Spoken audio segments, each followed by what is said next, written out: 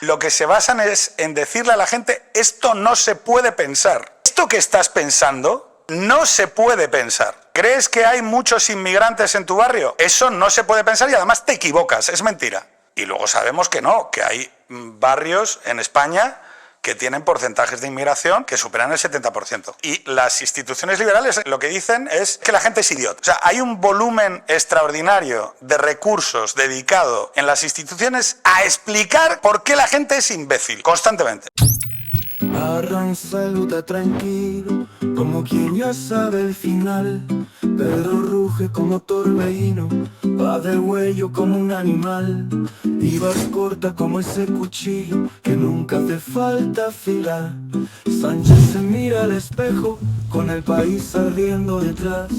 Danos un año más, Sánchez, danos un año más. Porque sin ti no hay teatro, ni hay circo ni relato. Danos un año más. Sociólogos, piedras de papel, agendas Danos un año más. corresponsales bruselinos. Danos un año más. Confrontado. Danos un año más. Nada más. Si yo le preguntara ahora mismo al chat si la democracia liberal es el mejor sistema de gobierno posible para Occidente, Europa y España en 2025, tú contestarías sí. ¿Ha cambiado la democracia liberal? ¿Ha pasado algo durante los últimos 20, 10 años? Bien. Demiurge dice sí. ¿Por qué ese sí, ¿no?, que tú interpretas, cada vez hay más personas que no lo comparten y que mantienen un sano escepticismo sobre los límites? O sea, ¿qué es lo que ha pasado con la democracia liberal? Incluso a la hora de poder defenderla, incluso a la hora de poder decir ese sí, lo que sabemos es que el planteamiento operativo de la democracia liberal se asentaba, por ejemplo, en el desarrollo económico. Si las economías desarrolladas de Europa y Occidente y la cristiandad son las más avanzadas económicamente, producen el mayor nivel de riqueza y bienestar para sus ciudadanos. Y esto ha sido así durante el siglo XX. ¿Dónde encontraríamos la convicción para defender la democracia liberal si el crecimiento se detiene? Si ya la sociedad no percibe que son capaces de garantizar el crecimiento y el acoplamiento de la siguiente generación de europeos o españoles. ¿Vamos a seguir pudiendo defender como virtud la democracia liberal en un mundo donde la democracia liberal parece haber detenido también la capacidad de transformación de la política o la capacidad de rendición de cuentas de la política? Porque la democracia liberal, poder compartido, pasa también en la existencia de elementos de intermediación que dividen o separan el poder y le permiten la rendición de cuentas. Las elecciones cíclicas, la universidad, los medios de comunicación, los sistemas de justicia. ¿Ha pasado algo en los medios de comunicación asociado a la penetración del Estado en diferentes formatos, desde la participación directa, o sea, Telefónica, Movistar, a la compra de publicidad institucional como principal mecanismo de sostén de los medios gubernamentales? ¿Y qué nivel de control ofrece eso sobre la discusión pública en la democracia liberal? Vuelvo a repetir, ¿hemos podido rendir cuentas, pedir rendición de cuentas sobre lo sucedido en España en el COVID? Sobre si las medidas que se tomaron fueron buenas, malas, regulares, normales. Vivimos en modelos estatales más que nacionales, ¿no? Donde los estados se relacionan entre intereses burocráticos de una professional managerial class que va pivotando por diferentes estructuras de gobierno y que hace aparecer una nueva aristocracia en el Estado. Hay una aristocracia estatal de cuerpos intermedios. Se sienten ligados a la representación del demos, rinden cuentas, responden ante los errores. Tenemos mecanismos de control ante esa nueva burocracia estatal. O sea, ¿hay un problema de rendición de cuentas en las instituciones europeas, por ejemplo? Yo creo que sí. Yo creo que sí. Y cuando aparecen fenómenos democráticos de manera recurrente desde el año 2016 en adelante, se permite que la gente lo absorba como una interpretación. ¿Qué pasó con Trump? ¿Qué pasó con el Brexit? ¿Por qué leímos esos resultados como fallos democráticos, como fallos de la democracia? Hoy Meloni está liderando Europa y Meloni hace 5 años era un peligro para la democracia. ¿Dónde podías ver lo que era Meloni antes de lo que es hoy? Porque yo, que consumo información, tuve que irme a Versalles a un encuentro de intelectuales a hablar cara a cara con diputados del partido de Meloni para entender lo que eran. Porque era imposible entenderlo en ningún otro sitio. O sea, pero claro, yo tengo unas posibilidades, yo quizá tengo más posibilidades que el común de la gente para poder formarme una opinión autónoma sobre la realidad, pero es que ¿cómo es posible que haya una lectura unívoca sobre los procesos o fenómenos electorales que contradicen determinados supuestos o planteamientos, ¿no? Meloni hace 5 años era un riesgo para la democracia en Europa. Es que digo yo, y vuelvo a decir, yo porque estuve en Versalles con un conjunto de conservadores franceses e italianos y pude hablar con la gente de allí y decir, no, pero si esto no es así, son católicos. ¿Somos capaces de interpretar una realidad muy abstracta en los términos en los que se nos presenta? Pues yo creo que no. O sea, yo creo que no, pero no porque sea imposible, sino porque se presenta el debate, el enmarcado de los debates se presenta como un ejercicio de limitación, de gatekeeping. O sea, si yo tuviera que decirle a la gente, la mayor parte de las instituciones liberales de la democracia liberal que se interlocutan como intermediarios hoy junto con la opinión pública o en contacto con la opinión pública, lo que se basan es en decirle a la gente, esto no se puede pensar. Esto que estás pensando no se puede pensar. ¿Crees que hay muchos inmigrantes en tu barrio? Eso no se puede pensar y además te equivocas, es mentira. Y luego sabemos que no, que hay barrios en España que tienen porcentajes de inmigración que evidentemente, como no se reparte de manera simétrica, tienen porcentajes de nacidos y criados en no nacionales que superan el 70%. No, y las instituciones liberales lo que dicen es que la gente es idiota. O sea, hay un volumen extraordinario de recursos dedicado en las instituciones liberales a explicar por qué la gente es imbécil, constantemente. La gente es gilipollas. Si cree que los barrios en donde ellos han crecido han cambiado sociológicamente y son más inseguros, son subnormales, son gilipollas, son imbéciles. Digo, el aforismo que puse el otro día sobre las culturas se derriban cuando nadie sabe ya qué son o todo el mundo cree saberlo, ¿no? Entonces, me gustaría, en lo que falte hasta que palme, intentar entender de qué va esto. Oye, democracia liberal, vale, sí, pero ¿por qué? Digo, y seguramente yo estoy de acuerdo con la democracia liberal, pero sí, pero ¿por qué?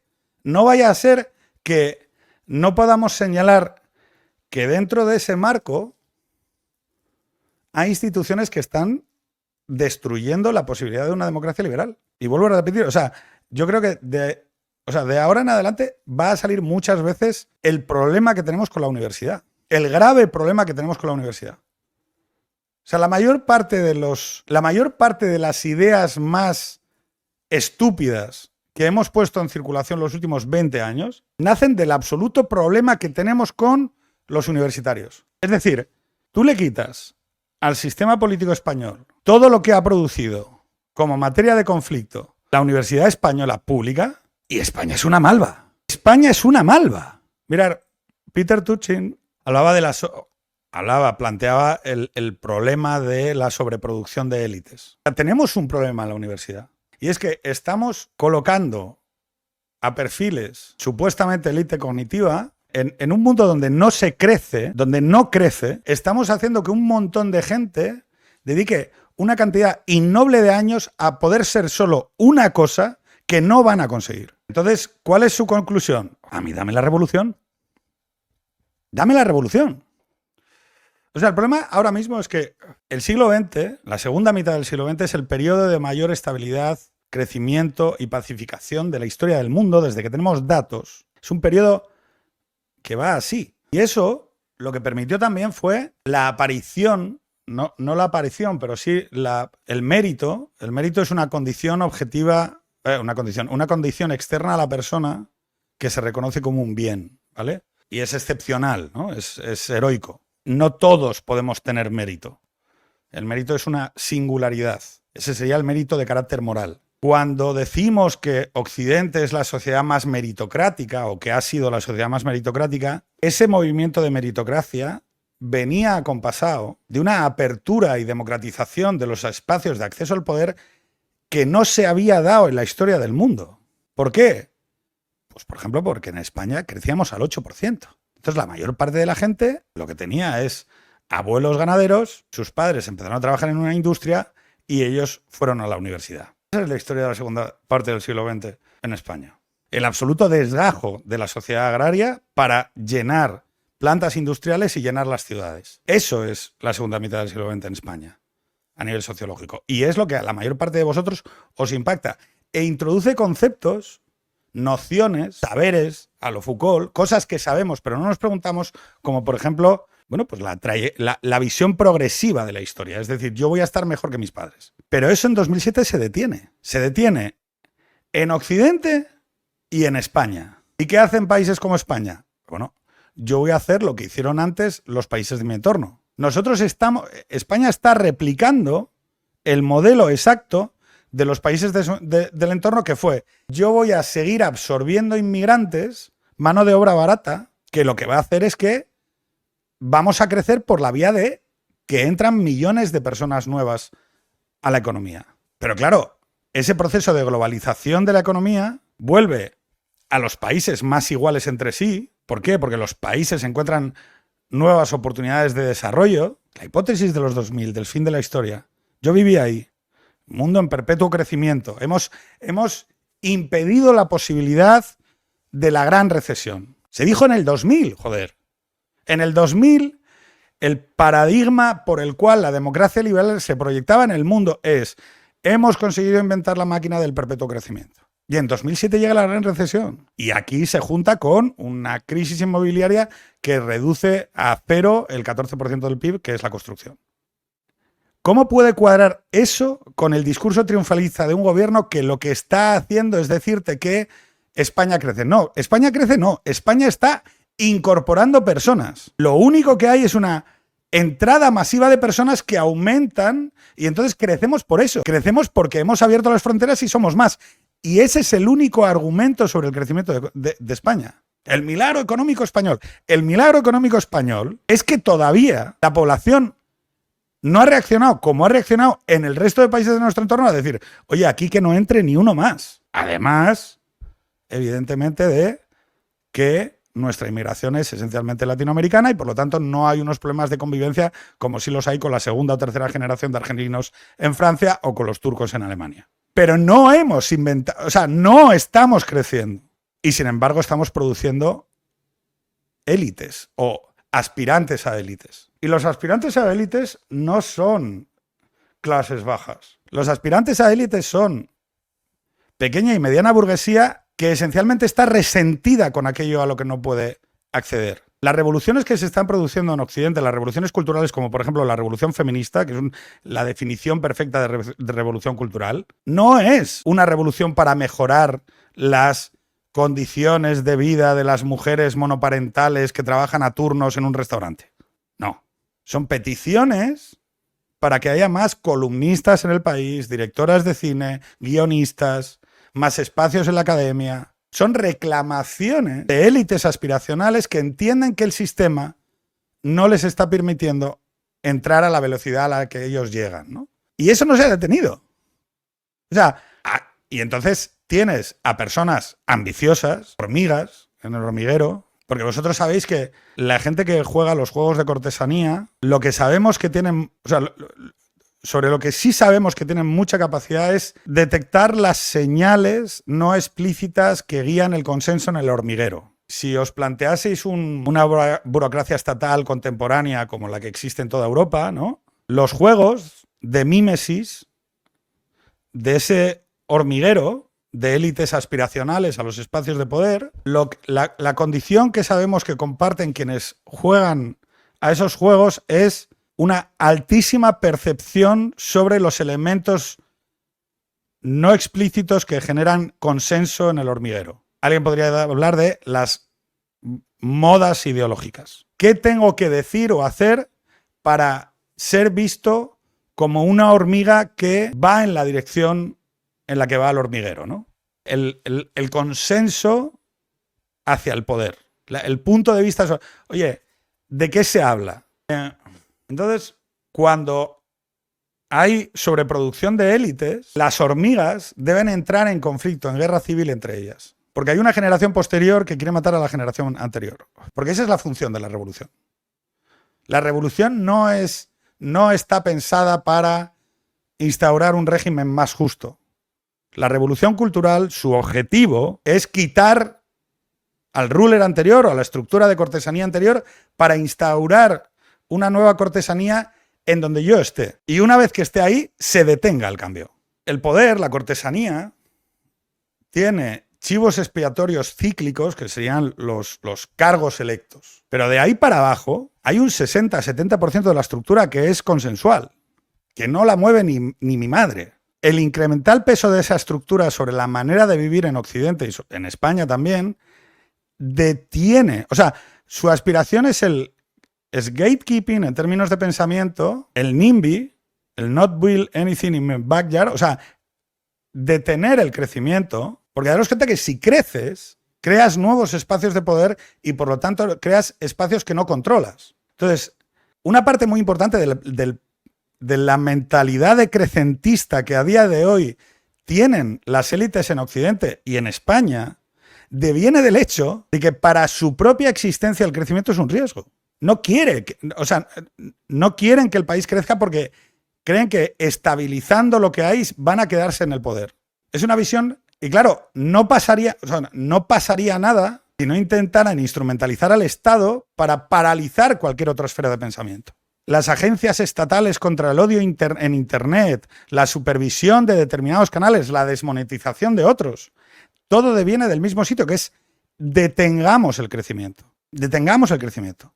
El problema es que detener el crecimiento nos condena a la guerra civil. O sea, si no somos los pisos. España vive una crisis demográfica bestial. O sea, nuestra pirámide demográfica es horrible. No debería existir ningún tipo de problema de vivienda en España, que llegue a colocar ladrillo uno encima de otro. Pero la conversación sobre vivienda, Gemma es una persona que en principio viene de la izquierda, pero se ha atrevido a seguir pensando y por lo tanto ha acabado llegando a una serie de conclusiones casi te diría inevitables, que es, oye, ¿esto está produciendo efectos positivos? ¿Esta manera que tenemos de pensar la realidad izquierda-derecha está produciendo los efectos deseados? Voy a decir una obviedad total y absoluta. Las políticas de vivienda que ha defendido la izquierda progresista durante los últimos 20 años reman a favor objetivamente de los inmorrentistas. Es decir,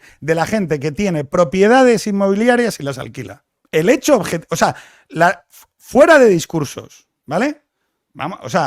Fuera de discursos estúpidos como que esto es del informe de supuestas rendiciones de cuentas que ofreció el día 28 Pedro Sánchez. La vivienda debe ser el quinto pilar del estado del bienestar. En este semestre se ha aprobado un PERTE de industrialización de la vivienda dotado con una inversión pública de 1.300 millones de euros en 10 años, que permitirá construir 15.000 viviendas al año. Esto es mentira. O sea, 1.300 millones de euros no dan para nada. Con los actuales costes de la construcción se ha vuelto carísima, pero carísima. O sea, un rascacielos de 23 plantas en el centro de Frankfurt cuesta 2.000 millones de euros. O sea, 1.300 millones de euros en 10 años es nada. O sea, y sin embargo dicen, se han eliminado las Golden Visa y se ha aprobado un sistema público de avales y garantías que proteja a propietarios e inquilinos. También ha entrado en vigor una reforma de la ley de propiedad horizontal que obliga a los propietarios de viviendas turísticas a contar con el aval de la comunidad de vecinos.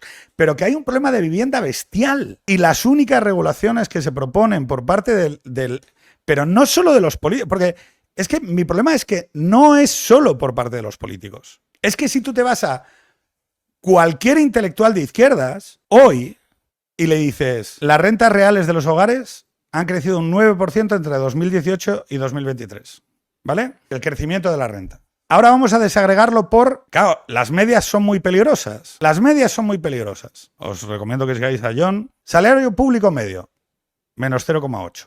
Salario privado medio, menos 2,5. O sea, los que de aquí tengáis salarios, en relación 2018-2023, en media, los privados habéis perdido un 2,5% y los del salario público habéis perdido un 1%. Los pensionistas han ganado más de un 5%. Ingresos profesionales medios, ahí estoy yo, menos 0,8%. Rentas de arrendamiento, más de un 11%. Rentas del capital inmobiliario, más del 6%. Ganancias de patrimonio, menos 3%.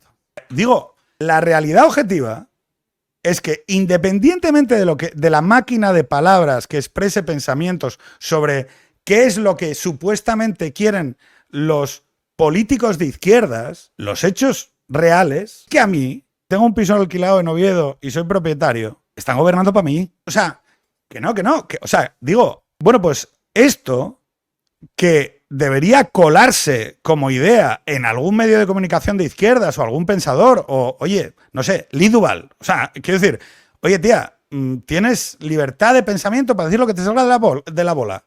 ¡Coño! ¡Dilo! O sea, que alguien lo diga. En el Círculo de Bellas Artes. O sea, no hay una reflexión sobre la vivienda y la izquierda y la propiedad y no sé qué. Y tú dices, pero o sea, y es por el miedo.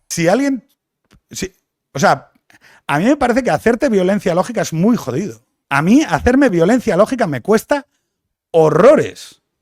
O sea, decir algo que no pienso como si lo pensara me resulta horrible. Con lo cual, ¿qué es lo que acaba pasando con muchos de estos intelectuales? Que no hablan de los temas. Acaban hablando de Gaza o acaban hablando... O sea, es como no puedo hablar sobre los temas de vivienda, salvo diciendo Airbnb malos, no sé qué, tal, no sé qué. Tú dices, pero vamos a ver, o sea, no puedes establecer una conversación sobre la realidad porque no te estás informando de la realidad.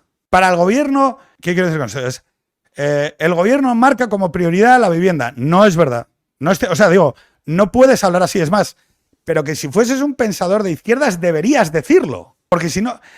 Y aquí viene el tema, es ¿por qué no se dice? No se dice porque el Estado ha comprado todo lo que estaba a la venta en la opinión pública. Porque si no es a través de informes, es a través de las conferencias o a través de las charlas en los institutos o a través de los programas de no sé qué mierda. O sea, el Estado, el poder, ha comprado todo lo que estaba a la venta. Los fondos europeos, esencialmente, han servido para el reparto indiscriminado de dinero y la compra masiva de opinión pública. Y entonces, miedo y te autocensuras.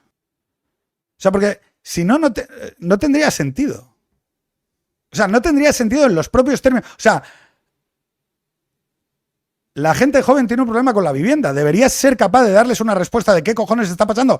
Y te estás negando a ofertar esa propuesta. Ni siquiera como posibilidad de pensamiento, pero ni siquiera en tus términos. No eres capaz de proponer una solución. Lo único que eres capaz es de decir que la culpa es mía. Pero es que eso no es un proyecto de transformación. Es un proceso de... O sea, lo que estamos viviendo hoy alrededor de la política es un proceso de asignación de culpas. ¡Ping! Pero ojo, ejercido desde el poder. Lo que hace nueva esta situación es que el poder considera que le debe pedir cuentas a los ciudadanos. El problema de la vivienda son los caseros. El problema de la vivienda es el boomer pensionista con 2 pisos. Ojo, que yo he sido inquilino, que los caseros son normalmente tan odiosos como los inquilinos. Hay una correlación en el mercado de vivienda de alquiler en España porque, como es Market for Lemons, es muy amargo. Es un sitio donde los que podemos retirarnos a la primera y comprar vivienda nos vamos. Con lo cual, lo que va quedando en el mercado son los que no tienen acceso a la vivienda, los caseros más agresivos. No sé si me explico. Entonces, pero es que la política ni siquiera plantea hoy, o sea, la política no plantea hoy ni siquiera, o sea, tú coges las tesis de vivienda de Colau y de Jaime Palomera, del Grupo Hidra, del Sindicato de Inquilinos, y no hay una propuesta para resolver el problema. Lo que vienen a decir es, vamos a ir a joder a tu vecino el casero, porque sabemos sabemos que estás muy enfadado con él, pero no hay una propuesta de nada. La vivienda debe ser el 5º pilar del estado del bienestar, y tú dices, ¿qué?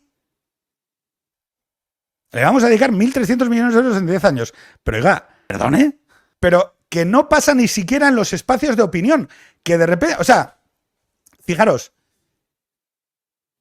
o sea, la figura del libre pensador ¿no? De la persona que se atrevía a pensar de manera autónoma y libre, era una figura que venía a veces un poco a el que canta las 40 desde la izquierda, ¿no? El intelectual que es capaz de poner en solfa el poder desde la izquierda. Es que hoy eso no existe. O sea, a Ana Iris se le ocurre escribir una columna out of the...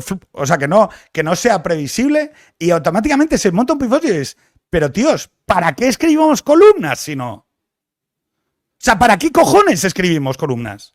Está todo Dios escribiendo columnas. Joder, es que fíjate lo que ha pasado con la columna de Ana Iris. No, es que, mira, ahí va lo que ha dicho. Pero, ¿para qué le pagan? ¿Para decir lo previsible? Es que, entonces, ¿para qué cojones? O sea, los que ocupamos un espacio en el espacio público, ¿para qué cojones lo ocupamos? Y esto ha pasado en la izquierda de una manera abrumadora. Opiniones de 5 duros. O sea, la gente está escribiendo y escribiendo y escribiendo y opinando constantemente en un caudal informativo y de opinión y de interpretación de la realidad que no llega a afirmar nada. Y de repente, entonces, Ana Iris, oye, que tiene una posición, tiene posiciones ideológicas con las que yo discrepo de manera profunda. La primera y sobre todo, la posición sobre Israel. No, es que... Y tú dices, pero entonces, ¿para qué tienes un columnista? ¿Para qué tienes una persona? O sea, ¿para qué tienes una persona pensando? Digo, Carla Galeote. El otro día le preguntan sobre el tema de los audios de Lisa Muliá. Y ella convalida los audios y dice, no, yo sigo defendiendo tal. Bueno, me parece una postura. Discrepo de ella, pero por lo menos dice algo, joder. Equivocado, a mis ojos, sí, pero por lo menos se atreve a decirlo. Es que hay una parte sustantiva de la opinión pública y publicada que se configura por un mapa de opiniones sin riesgo que nunca llegan a afirmar nada porque es como que van con miedo sobre todo. Y se nota, se quedan siempre ahí, ¿no? Y claro, es muy difícil pensar así. Porque el mundo está sucediendo. O sea, el mundo está pasando. O sea, no estamos ya en ese periodo de estabilidad, de, venga, vamos a hacer 1, 2, 3 y esto va a seguir igual. Yo creo que es evidente que el mundo, el mundo hiperestable que conocíamos ha volado por los aires. Y sigue habiendo personas que supuestamente piensan diciéndote, no, es que Trump no sé qué y tal. Y tú dices, pero ¿por qué piensas eso? ¿Por qué? O sea, ¿por qué has configurado un criterio sobre la realidad que en realidad es un elemento que en realidad pivota sobre cómo ganar discusiones aquí? Y ya vivimos Claro, en Estados Unidos ya van con la polla fuera. Esta es otra. No todas las sociedades occidentales están reaccionando de la misma manera. Mismamente, el asunto de Epstein y Trump es maravilloso porque lo que habla es de la autonomía de pensamiento de muchísimos actores que ahora, no sé si lo sabéis, pero Trump está intentando bajar las lecturas sobre Epstein. La lista de Epstein, sabéis un poco de qué va el tema, es un pederasta que ofrecía relaciones sexuales con menores en una isla a la que volaban una infinidad de personas poderosas. Un poco lo de Sabiniano, ¿vale? Un poco es utilizar el honey trap del sexo para establecer una manera de controlar a personas poderosas en Estados Unidos, ¿no?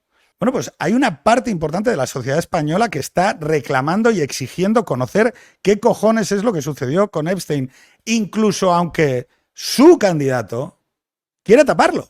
Y yo me pregunto, hace 3 semanas empezamos a conocer que la familia de nuestro presidente, la familia política de nuestro presidente, nunca mejor dicho, ha tenido acceso a recursos, escuchas, grabaciones. Es decir, que este tipo, Koldo García, montó un equipo de espías para que le ayudaran a obtener información sobre miembros del PSOE. En 2017, con todo lo que tenía, activó su campaña en 2017 y se la pagó con dinero de esos negocios. Y sin embargo, es como que de repente el asunto pasa. Ha aparecido y pasa.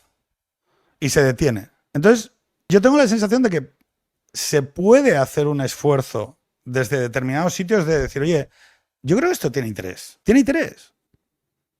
O sea, tiene interés. Tiene interés público. No es morbo, no son likes, no es... No, es que yo quiero entender O sea, quiero saberlo, no tengo un prejuicio sobre ello, pero me parece que es un mecanismo que puede aportar información sobre cómo se ha presionado a políticos y a determinadas personas en España a través de saunas que estaban vinculadas a estructuras de la Policía Nacional y que tenían vínculos con el Estado profundo. Y creo que tiene sentido preguntar por esto. Creo que tiene sentido preguntar por esto porque contamos con un sistema. Porque en el proceso de rendición de cuentas, cuando están todos los periodistas allí, nadie pregunta por esto directamente al presidente. Nadie pregunta por esto al presidente. ¿Por qué? ¿Por qué nadie...? Digo, no sé si os fijáis, o sea, nadie lo ha negado. Nadie ha dicho, no es así. Las reacciones de los políticos del PSOE han sido, es un escándalo que nuestro rival utilice esto. Pero ni uno solo de ellos ha dicho que no exista la figura de Sabiniano, que no exista el modelo de negocio de prostíbulos de hombres y mujeres, que Pedro Sánchez no haya obtenido beneficios de ellos, y sobre la acusación, que para mí es más grave, que es, ¿son o han sido mecanismos de extorsión que han facilitado la carrera de Pedro Sánchez? No hay un solo periodista oficial que haya preguntado esto en una rueda de prensa. Oiga, pero, perdón un segundo, ¿qué cojones es esto? Y hay extraordinarios periodistas a los que sigo, con los que tengo, o sea, me informo por periodistas, o sea, mucho de lo que hago viene del trabajo de periodistas que todavía creen en lo que hacen. Pero se ha producido un interrogante en la opinión pública española hace 3 semanas. Y el presidente se va de vacaciones y nadie le... Digo, oiga, tenemos que entender si esto es real o no. ¿Es verdad o no es verdad? Porque nadie está diciendo, es mentira. Es que recuerdo a Pedro Sánchez diciendo, fíjense que dicen que hasta dicen de mi mujer que es no sé qué o tal. Y tú dices, bueno, pero escucha, que es que era verdad. Reacción de María Jesús Montero. Han sido meses de injurias, bulos y falsedades, pero la verdad se impondrá. Y algunos deberían empezar a pedir disculpas. Ahora Víctor de Aldama desvincula a Begoña Gómez del rescate de Air Europa. Es curioso porque Aldama, o sea, María Jesús Montero, que ahora utiliza a Aldama como criterio de veracidad, es acusada por Aldama. O sea, mi problema no es que no podamos saberlo todo. Yo no tengo esa voluntad de encontrar siempre una pieza oculta, una razón última, unos gnomos, ¿no? Que me expliquen... sí, de verdad, o sea, pero es que hay un puticlub en Castellana 180. ¿Era propiedad de la familia de Pedro Sánchez? ¿Sí o no? La sauna Adán. ¿Se ejercía la prostitución en la sauna Adán? Sí. ¿Había unas habitaciones arriba donde se ponían cámaras y de donde se extorsionó a personas por razón de su orientación sexual? ¿Sí o no? No, es que es legal. No, es que yo no estoy preguntándote si es legal o no. Lo que estoy diciendo es que hemos conocido una información, nos vamos a ir de vacaciones y resulta que estamos hablando de Torre Pacheco. De Torre Pacheco y de Gaza. Pero digo yo, no.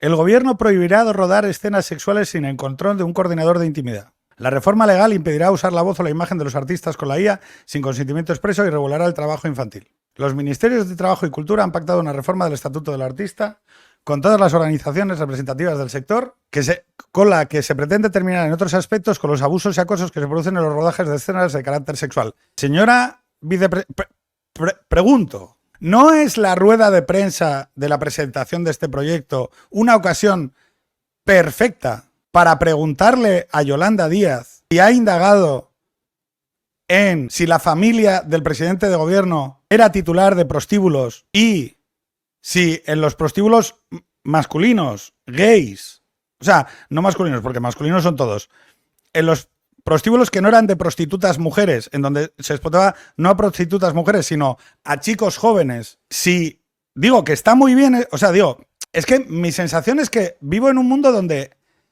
no hay una correlación entre la realidad y lo que estoy leyendo.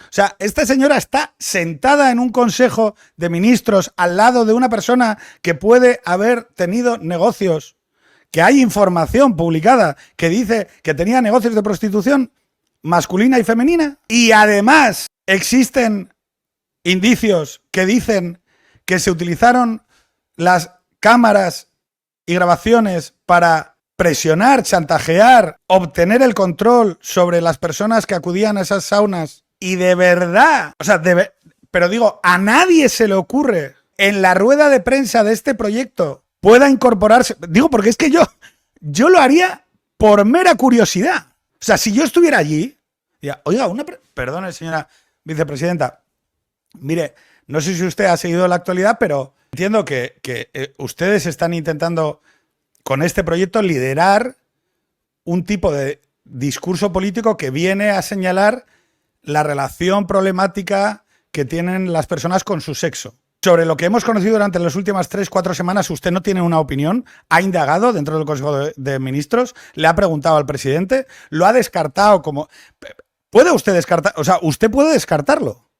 Usted puede decirme que, como hizo con Ábalos, Santos Cerdá, Errejón, Monedero y Pablo Iglesias, que usted descarta cualquier tipo de duda que hubiera podido haber. Pero ¿no cree usted que, dado que tenemos ya un poco de mili consumida con estos temas, sería bueno que le preguntara a usted al presidente del gobierno si las acusaciones son ciertas? Son un poquito de esfuerzo, un poquito de curiosidad. O como ya sucedió con Monedero, Errejón, Pablo Iglesias, Koldo, Ábalos, Santos Cerdá, hasta que no llegue alguien con una grabación, usted no va a preguntar. Porque creo que, o sea, es muy difícil pensar que la política va de algo real. Es muy difícil pensar que el gobierno de Santos, Ábalos, Koldo, Pedro, Monedero, Errejón e Iglesias tienen una preocupación sincera por algo parecido a la violencia sexual o la prostitución. Es como que no tenemos... Es como que han venido pasando cosas y la gente no tiene la flexibilidad cognitiva para hacerse corresponsable de la actual situación. Es como, sí, vamos a presentar este proyecto de ley sobre coordinadores de intimidad. Y nadie en la rueda de prensa tiene los reflejos suficientes para decir, señora vicepresidenta, ¿qué cojones está usted diciendo? Arranzaluta tranquilo, como quien ya sabe el final. Pedro ruge como torbellino, va de huello como un animal. Y vas corta como ese cuchillo que nunca hace falta afilar. Sánchez se mira al espejo, con el país ardiendo detrás. Danos un año más, Sánchez, danos un año más. Porque sin ti no hay teatro, ni hay circo ni relato. Danos un año más. Piedras de papel, agendas danos un año más. corresponsales bruselienses. Danos un año